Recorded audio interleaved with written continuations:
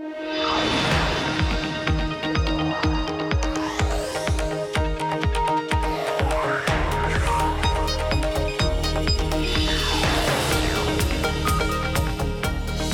is Bloomberg Technology. I'm Emily Chang. All this week, Bloomberg Television and Radio are on the ground in Boston showcasing tech giants and startups, plus breakthrough technologies in the fields of biotech and robotics. We're speaking with innovators, venture capitalists, and educators who have laid roots all across the city. And we've got developing news as well on Snapchat. Shares have gone off a cliff after the first earnings report as a public company. I'm going to get to that in a moment. But first to Caroline Hyde, who joins us now from the Harvard Innovation Lab in Boston. Caroline, tell us what you got coming up this show. Emily, quite amazing. Through here, more than 800 companies have been incubated. I want to know the success stories. We want to talk to really about the verticals, the area of tech that they're focusing on, and also a man I cannot wait to speak to, someone who has helped fund the Life Lab here at Harvard, Steve Paliuca. He knows a thing about tech. He also knows a fair thing about sport as co-owner, of course, of the Boston Celtics, Emily. All right, Caroline, stay with me. I want to dive into Snap's first quarterly earnings report as a publicly traded company. Shares of Snapchat's parent company now plunging in after hours, trading down as much as 25%. What has Wall Street investors so concerned? Well, revenue coming in at almost $150 million, missing estimates by nearly $10 million. Snap reporting 166 million daily active users, also trailing Wall Street expectations. So are the copycat moves by the likes of Instagram and Facebook taking a toll? Joining us now from New York, James Chakmak of Monness, Crespi and Hart. So, James, a lot to digest here. International growth flat across 3 quarters in a row now. $2 billion in stock-based compensation. You've been very positive on Snap. What went wrong here? Yeah, we've been positive. We have been giving them the benefit of the doubt. I will say, look, the user number, I think, was okay. The issue there is not so much. I think the bigger concern is on the monetization side. ARPU did fall 15% sequentially to 90 cents. That is where the street was, but you did want to see outperformance as far as that metric is concerned. And you put that together, you get to a revenue number of 150 million, 7 million below consensus. And I think coming out of the gate, the issue coming into this quarter was the fact that you had a very difficult setup where expectations were sky high and the bias was incredibly toward the downside. So it really was a difficult performance for the company to meet. Well, we've been listening in on the earnings call. Evan Spiegel, the CEO, has been speaking. He had this today to say, take a listen, about ad revenue. We made significant progress in automating our advertising business this quarter, with more than 20% of Snap ad impressions delivered programmatically through our API. Automating our ads platform means that advertisers get better pricing, our community sees better ads, and we are able to make more money per impression. Now, James, as we know, Facebook has basically lifted Snapchat stories and spread it across all the platforms, from Facebook to Instagram to WhatsApp to Messenger. Snapchat stories are critical. This is where they display their ads. How concerned are you about the competition? Not so much yet. I mean, look, the users are growing at a healthy rate. And engagement is growing. You know, we also learned on this call that engagement time spent has gone north of 30 minutes per day. You know, that's a very sizable number. You know, peg that against Facebook properties, 50 minutes across their portfolio of apps in aggregate. So, you know, their engagement is there. And I think the use cases are different, you know, when it comes to Snap, as far as the messaging, the more rawness of the experience, as well as on the content side through their Discover platform. So I'm not looking at it as completely apples to apples, you know, with Instagram. And I think if you can see a situation where ARPU, which is the monetization per user, increases dramatically, because when you benchmark it against Facebook, it's only 10% of where Facebook is, and it's 20% of where Twitter is. You're not telling me that it can't get to where Twitter is today, you know, so that's kind of the bull case for the stock. James, it's Caroline Hyde in Boston. Great to have you with us. I remember the day that you came out with a buy recommendation. You were one of the first to do so. $25 a share, still seeming reasonable to you, despite the fact that we're plumbing, well, back to the depths of when the IPO priced at $17. I'm inclined to say it is right now, just based on looking at the initial numbers and hearing what I am on the call as it relates to the user growth and it relates to the time spent. Monetization is a question that we need to drill a little bit further on.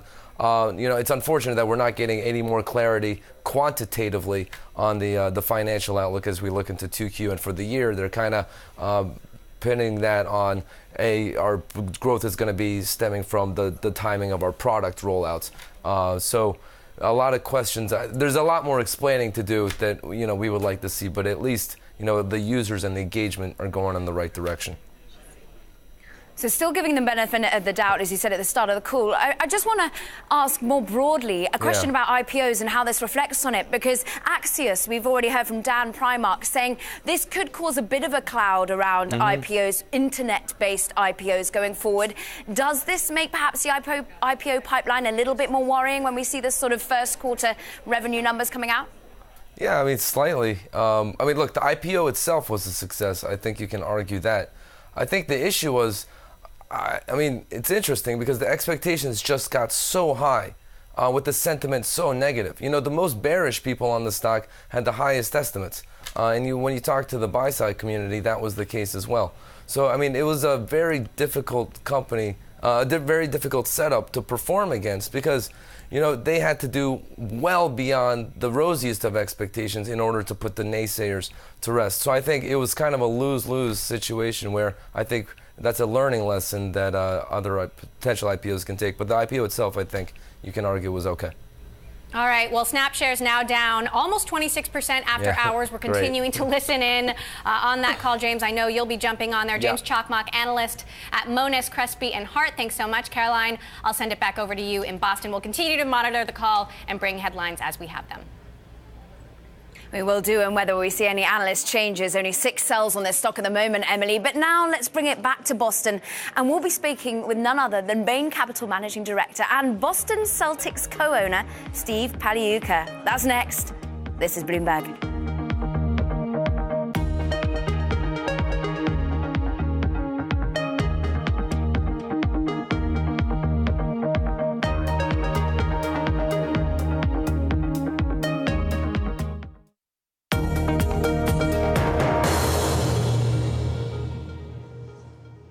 Welcome back to this special edition of Bloomberg Technology, live from the Harvard University Innovation Lab.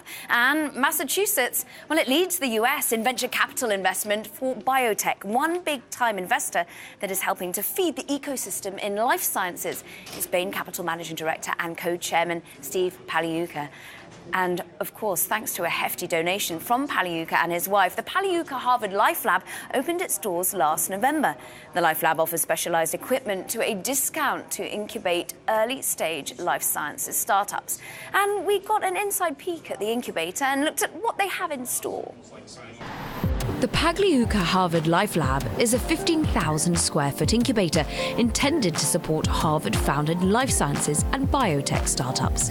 Ventures like Vaxis Technologies, one of a handful of startups commercializing a silk biomaterial technology developed at nearby Tufts University. We start with the same silk material that's used in the textile industry. We basically pull one protein out of silk in solution format like this. We're essentially re-engineering the silk to encapsulate and protect that vaccine. As co-founder and CEO, Michael Schrader explains this small postage stamp-sized patch is really made of hundreds of vaccinated microneedles that are wrapped in a silk protein. It makes vaccines easier to administer and, more importantly, eliminates the need for refrigeration. It's small, it's compact, it's something that I could self-administer or administer to you much more easily. And then secondarily, this patch is also shelf-stable, so we can ship it around the world without refrigeration, which is a major challenge with a lot of the vaccines, actually all the vaccines on the market today. To remain effective, all vaccines need to be kept cold from point of manufacturing to end patient. These silk-stabilized vaccines could make it cheaper and easier to vaccinate the developing world. The entire vaccine industry right now, sales are in the roughly $30 billion range, and we've heard estimates of the burden of the cold chain anywhere in the $4 to $6 billion range if you think of it from a global perspective. So the opportunity to go after that, reduce those costs, and also expand access to these products is a pretty compelling goal for us. Founded in 2012 when Schrader was a student at Harvard, the startup has raised $13.5 million in funding, including grants from the Bill and Melinda Gates Foundation, to help in the eradication of polio and measles. So Gates is funding us to basically develop a polio patch that is not only heat stable, compact, easier to administer, but also actually combines 3 separate doses into 2 patches. So we can shorten that regimen that's needed to give to patients to get them appropriate vaccination levels. Vaxxis is also partnering with pharma companies on infection mimicry and new vaccines for herpes and prostate cancer, and collaborating with MIT on HIV vaccines. The company plans to enter the clinic in early 2019. And as for life after the Harvard Life Lab, we're happy to call Massachusetts home. I think it's unmatched in terms of talent availability, access to mentors, access to partnerships. It's really just a unique ecosystem we have here. And joining us now is the man behind the name of Pagliuca, Harvard Life Lab, Bain Capital Managing Director and Co-Chairman Steve Pagliuca. Welcome to Bloomberg Technology here in what is part of Harvard University. What made you fund the Life Lab that is the other key lab here? Well, it was a story that really started several years ago. When I was running for Senate, one of my campaign promises was we'd really protect biotech here in life sciences. And I wrote an editorial saying, we've really got to not let that leave like technology left 20 years ago for Silicon Valley. We have a big lead. We have an infrastructure here, the best universities, the best hospitals. And that idea started 5 years ago. And I think through the vision of Dean Faust and Dean Noria, they came up with the idea of really building a facility that would allow these startups to stay here instead of leave, be cost effective, and try to grow companies. Were you worried about a brain drain? Where were you seeing it already potentially leaching to? Well, we had seen it already in the tech industry. Back 25 years ago when I went to business school, we had digital equipment. The whole 128 had technology companies. Many of them got bought and went to California. We didn't want that to happen here. And so the mayor got involved, the governor was involved, 2 governors, and have really promoted the life sciences. And you can see the result of it now. And it sounds as though innovators and entrepreneurs are committed to remaining in the area, as we're just hearing from that particular piece. But what, therefore, in terms of competition, when you're looking globally or you're looking in America, are there areas that you feel you can harness the crown away from or have to fight off? I mean, is the talent pool rich enough, particularly in the United States, when there is concern about immigration, for example? Well, I think the talent pool is probably the richest in the country here in the Boston, Massachusetts area because of those universities, because of the groundbreaking research, because of the hospital complex and the technology we have here as well. So we have the lead right now. I think we have the crown. I think we don't want to lose the crown. And something like the Life Lab can really promote that. It gives an easy access to companies. I think there's 8 different schools from Harvard that have people in the Life Lab. There's 15 businesses already. We only opened up in November. 15 businesses. You've just seen one that's very exciting with vaccination. All sorts of projects going on. So when you have that kind of vitality, they can start here and then stay here and then move up to another facility after they have done their work at the Life Lab. I mean, you're a man who knows investing well, being at Bain Capital. Is biotech an area that you would not only be wanting to see for future innovations for our own personal health, but also as a reward? Absolutely. There are many biotech funds, life sciences funds in the Boston area. We actually have just announced a large fund that's going to focus on that area, probably a little later stage than this. But there's an ecosystem financially developed as well, so these companies can get angel capital and then move to venture capital and then move to private equity capital. The local ecosystem is supporting from a private point of view. What about from a public point of view? Because there has been much concern, particularly with the new administration in the White House, that perhaps we would see the taps turned off slightly for biotech funding. For now, that stay of execution is there, but what about longer term? Well, hopefully the White House will look at this and see it's good for America, it's good for the economy, and they certainly ran on that platform when they really get into the details on this. Secondly, we've been really supported locally by our governor here and our mayor. The mayor was here at the opening. The mayor and the entire administration of Boston helped get this facility up in record time.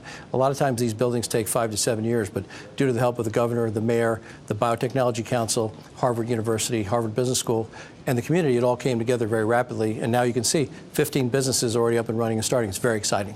What about the diversity in terms of pool of people that you see here, females leading these sorts of businesses, ethnic minorities? Is that something that you've been able to prioritize? Absolutely. My wife was heavily involved. Judy was heavily involved. She's a biotech investor. My daughter-in-law is a co-founder of a biotech company. And they got together and worked with the university here to make it very family-friendly. We have rooms for women, rooms for birthing, rooms to bring kids, breastfeeding, all the kinds of things, state-of-the-art, that you can think of to make it a very friendly environment and a very easy environment to work for everyone. Fascinating. Well, I'm going to be digging into some of your investment theses and perhaps some of your love of sport as well. Steve Paliuka, of course, Bain Capital Managing Director, is going to be sticking with me. Much more ahead from our special coverage in Boston, of course. We're also broadcasting on Bloomberg Radio. That's 1200 AM and 94.5 FM HD2 in Boston. And Bloomberg is the official broadcast media partner and co-sponsor of the Boston Pops Fireworks Spectacular. That, of course, on July the 4th. This is Bloomberg.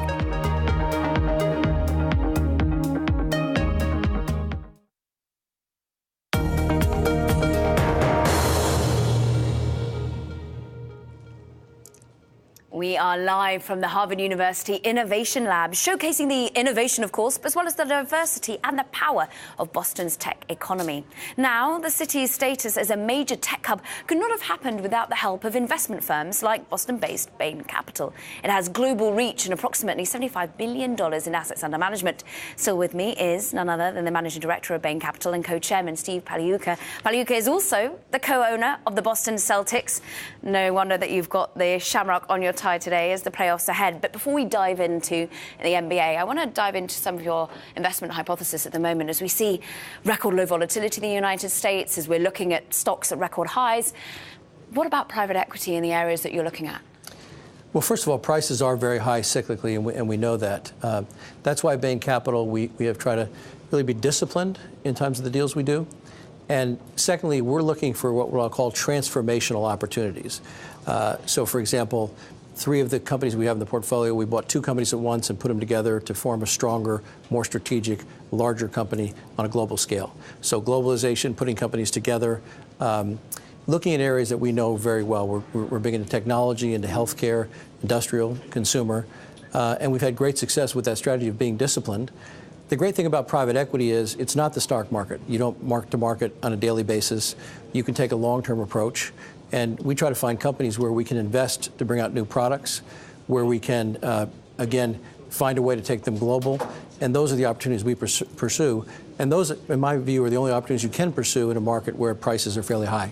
Do you think you're going to see opportunities sparked by these high prices, whether we see more M&A and maybe then selling off of certain units? Or, I mean, at these sorts of lofty prices, would we ever see more public companies becoming private again? You know, it's definitely an issue. When you pay a premium and the price is already high, it's very difficult to make the numbers work in terms of private equity. But the world is large, and again, I think there is a role for private equity in these transformations. So there are companies that have kind of lost their way and need a restart. There are companies that really need a different approach. There are companies where you really can transform by increasing the M&A process by taking them private. And so far, we've found plenty of those opportunities, and we've tried to be disciplined and try to do only the very best. And so far, that's been a great result. Talking about transformational opportunities, let's bring it back to a bit of sport now, because it was theoretically a transformational opportunity when you took over Boston Celtics. It has been a process of reinvigorating, and now we're seeing that. What business opportunities did you apply to that to really see you now almost potentially in the run for champions? Well, it's been a great labor of love. Wick Grossbeck, our CEO, and Irv Grossbeck, who surfaced the opportunity that I was able to partner on with them, really both came from a venture capital and operations perspective. So we really came in with a strategic plan that involved 3 things. One, we wanted to build a championship team. That was the #1 goal, and that brings fans and that brings excitement to the city. The second was we really wanted to improve the fan experience. The previous ownership had not invested in large jumbotron and not invested in things to get the players close to the fans and technology. All these technologies came online to get us closer to our customers. And the third was to make a community impact. So we formed the Boston Celtics Shamrock Foundation, and that foundation has now become a leader in sports philanthropy. Putting all those 3 together and then finding a fantastic management team led by Wick, Danny Ainge, Rich Gotham, just incredible team out there has led to a championship in 2008, and hopefully we're on the same path now. One amazing member of that team has caught the imagination. Isaiah Thomas, of course, has been someone who's been eyed up and focused on. How hard is it, do you think, therefore, to withhold from offering him a longer-term contract? Is that something that you will be willing to do?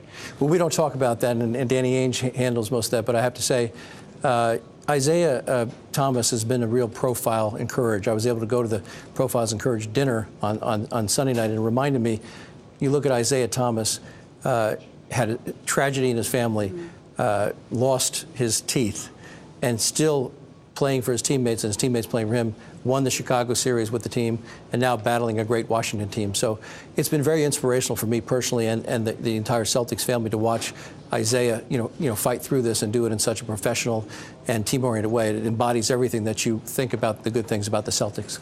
And when you say you really have tried to foster the community and make also the fans so much more engaged, many people are sometimes worried about perhaps certain NBA teams hogging some of the best players. How much does it affect the business of the NBA?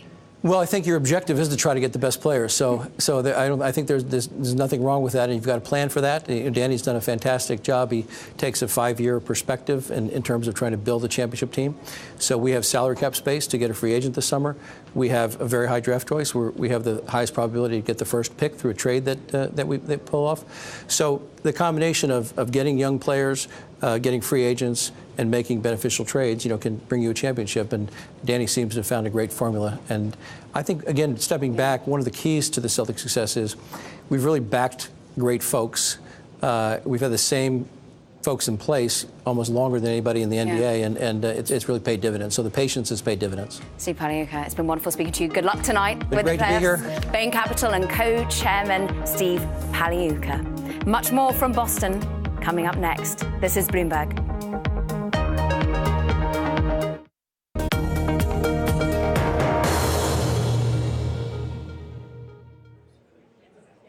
This is Bloomberg Technology. I'm Caroline Hyde, reporting from Boston all this week. And we are at Harvard University Innovation Lab, one of the newer buildings at this famous institution designed to help its students collaborate and potentially come up with breakthrough ideas. Now, just this week, it held its President's Innovation Challenge. More than 200 student teams applied with their best ideas to solve social issues within the fields of health and life sciences. Winners focusing on problems as varied as HIV to personal bankruptcy took home up to $75,000 in prize money. Now, earlier, we sat down with Harvard President Drew Faust to discuss how this place fosters innovation. I think we have such a vibrant innovation community in so many dimensions here, and it's exciting to see it growing. It's exciting to see the output, and I think that having Mark Zuckerberg come back is going to be a great moment for everyone to celebrate him and to remind ourselves of the many ways in which we have been innovators and will continue to be innovators. Looking at one of the ways you're innovators is iLab. I mean, the very fact that you have accelerators here, ways in which you can help foster growing businesses and then set them out into the great world. How long has that been in play, and how has it helped build new companies coming out of Harvard? Well, the iLab was founded in 2011 with the notion that providing people a space and some support in terms of experts in things like venture funding and building companies and bringing ideas into the commercial world, that with that kind of help we could enable students and faculty to really follow their ideas and their dreams and make them tangible realities in the world. So it's turned out to be a success beyond even our fondest dreams, as people have flocked to it, and we now have more than 75 companies that have come out of the iLab. And we have every year something called the President's Challenge, which I sponsor, and students and groups of students compete for some funding to move their idea to the next phase. And that's always really exciting to see the things that they've dreamed up and then to be able to pick some winners. You yourself are a historian by trade, if we use that kind of phrase. How do you feel the multidisciplinary focus of Harvard helps to foster this varied group of technology companies? Well, when I think about history and innovation, I do think they're very closely linked, because I believe that understanding that things have been different enables you to think that they can be different again. And if you just accept the status quo and don't understand what has led to the different paths that got you to the status quo, I think you're inhibited in your ability to figure out what paths might take our society and people within it in new directions in the future. So my sense, not just of history, which is my own field, obviously, but more generally, I think liberal arts and broad-gauged education stimulate ideas. They challenge people to get out of their comfortable zones and to say, oh, if I just shift this perspective, what can I do differently? And we see this in the iLab. Many of the teams that come together draw on individuals from different schools, someone from the law school together with someone from the Kennedy School, together with someone from the business school. They can think together about policy questions, regulation questions, organization questions, but maybe the product they're thinking about is a scientific project. So then someone from one of our science schools or departments will be part of that team. And so I believe that this wide-ranging approach enables people to think more ambitiously. We're almost talking about diversity here, aren't we? Diversity of discipline. What about diversity of ethnic origin? And of course, we're both sat here as females, women, and particularly in engineering and coming into the iLabs, because this is something that particularly the tech giants struggling with, is how to get enough women and diversity into their doors. Is this something that you think coming through the ranks? Is STEM becoming more applicable across all sorts of parts of the world? We've seen a great growth in interest in STEM education here at Harvard over the last decade or so. We established our School of Engineering as a school in its own right in 2007, and since that time we've had a tripling in the number of students who want to concentrate, major in that area, but a quadrupling in the number of women who have gone into engineering. And that they make up about 35% of our engineering concentrators. Now, we think they should make up half, and we will keep striving for that. But I do think that this diversity relates to what you spoke about earlier, which is we've tried to say that engineering is a liberal arts field. Whatever you think you might be interested in, engineering could have a place in that. And in fact, if you're going to be a citizen of the 21st century, you need to understand technology. So we've tried to cast a very broad and open gate. And I feel that often in the past, science studies challenge people by saying kind of, if you're not going to be Einstein, you don't belong here, and we're going to flunk everybody out, and we're going to make it really impossible for you to succeed. We have a completely opposite attitude, which is, come, try this out. We want to give you a path to succeeding in this because we think it's so important. So I think that has helped us a lot in diversifying the students who are interested in the field and participate in the field. And this extends beyond gender. I think it includes ethnicity as well. What about, therefore, pearls of wisdom that perhaps you've learned over the course of building up that diversity that you can give to business leaders that perhaps are still struggling and looking for ways in which to make sure their pool can be more diverse too? Well, I think rather than my giving pearls of wisdom, I think that we can learn a lot from each other. I think partnerships, as we seek to understand how to nurture the kinds of attitudes and the kinds of career choices and pathways that make these attractive to students. So I think it's partly how we educate people and how we help them to understand what a career in science or technology could mean, but also how career opportunities are shaped, how companies recruit, how they support individuals. So I would hope that we could have a lot of back and forth and collaboration about those shared commitments to diversifying the workforce. That was Drew Faust, president of Harvard University. Now let's check back in with our top story this hour. Snap reporting 8 million new users were added in the first quarter, falling below expectations. Shares tumbling more than 20% in after-hours trading. That's after wiping out about $6.5 billion in market cap. Now, Snap CEO Evan Spiegel is speaking on the earnings call and commented about the interest in user growth. Ultimately, I think the way that we try to help people understand how we think about daily active user growth is really through the lens of creativity and creation, because we built our entire business on creation. So one of the things I think we've talked about a lot is this idea that, anytime someone creates a snap, they typically, either send it to their friend, which brings that friend into the Snapchat ecosystem, or they add it to their story, which obviously contributes to time spent as they, provide that content to all their friends. We'll be much more over that story throughout, but much more from Boston still to come as well. This is Bloomberg.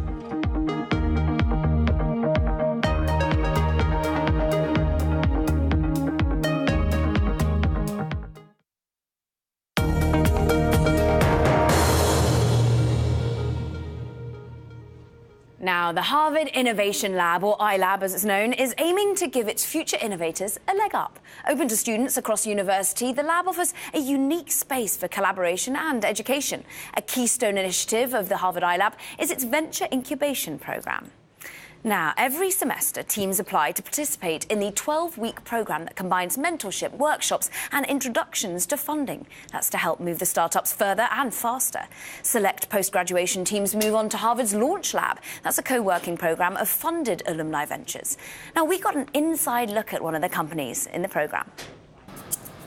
The Harvard iLab helps students grow their startups.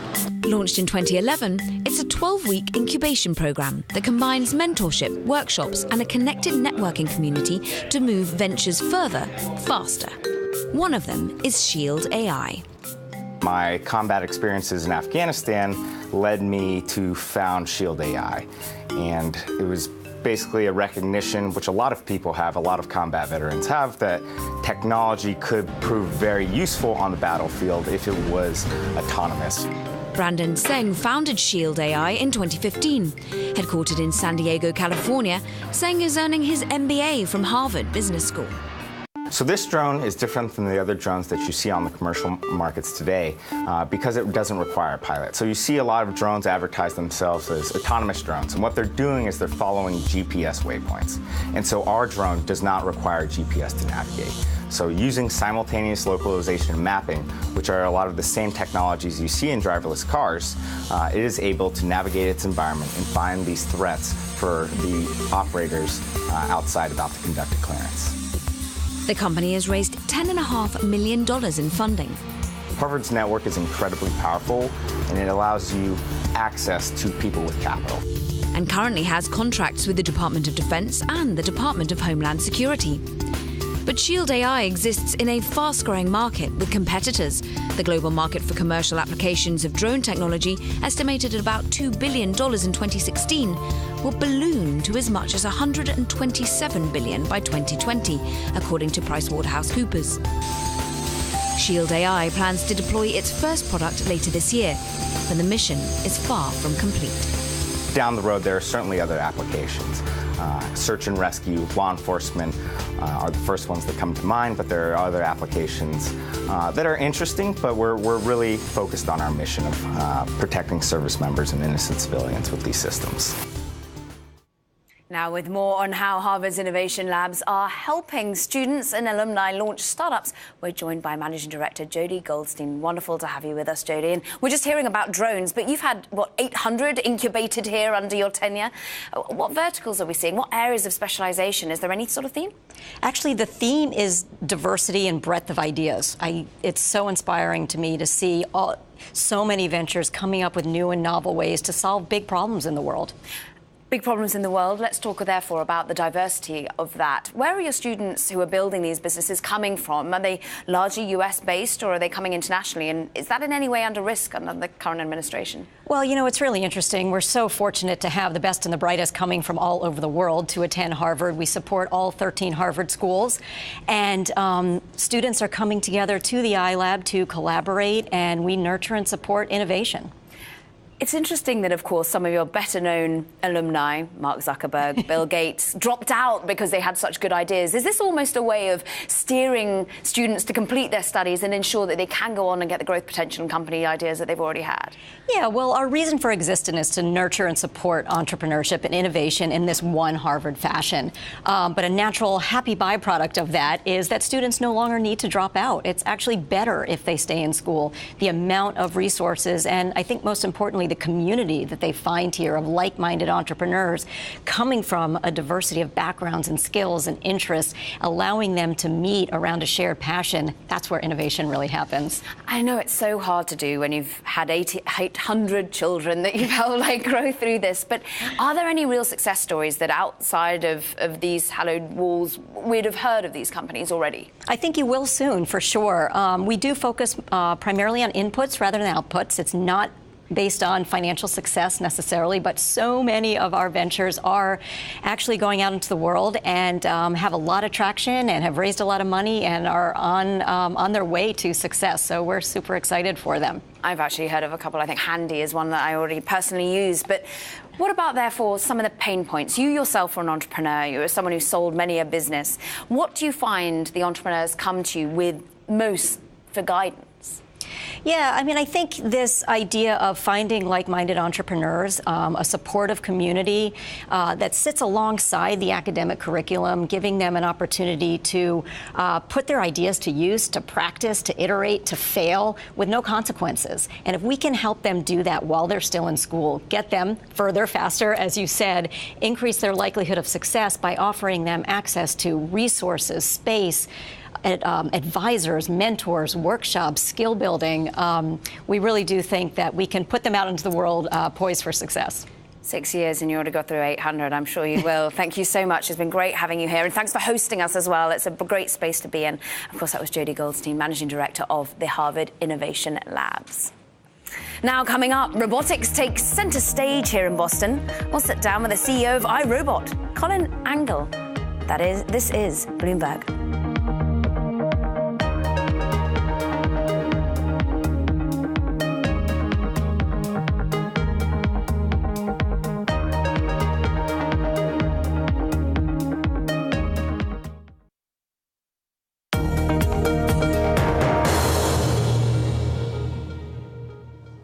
Welcome back to this special edition of Bloomberg Technology. I'm Caroline Hyde, and we are live from Boston all this week, showcasing the innovation, the disruption that the city's tech economy is bringing. Now, robotic companies are combining software, machine learning, and hardware technologies in one product. And one company doing just this is iRobot. Shares hit an all-time high after the company updated its outlook for 2017. Joining us now is iRobot CEO Colin Angle. Wonderful to have you here. Thank you very much indeed. And many people know you for the Roomba, the robot that helps clean up your floor at home.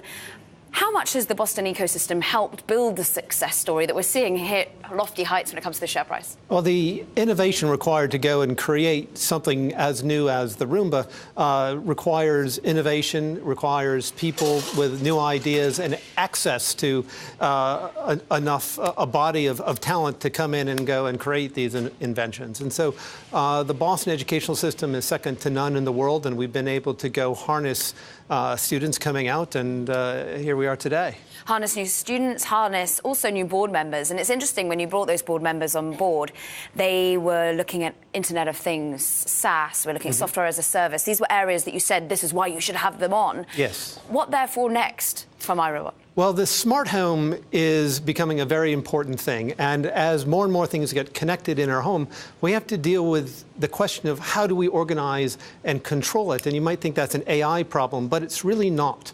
It's the problem of understanding what's going on in the home so the house can do the right thing. What's the point of understanding the sentence, please go to the kitchen and get me a drink, if you don't know what the kitchen is? And so the role for iRobot is not just to clean the home, but help the home understand itself so we can know what rooms are so that the smart home can actually be smart.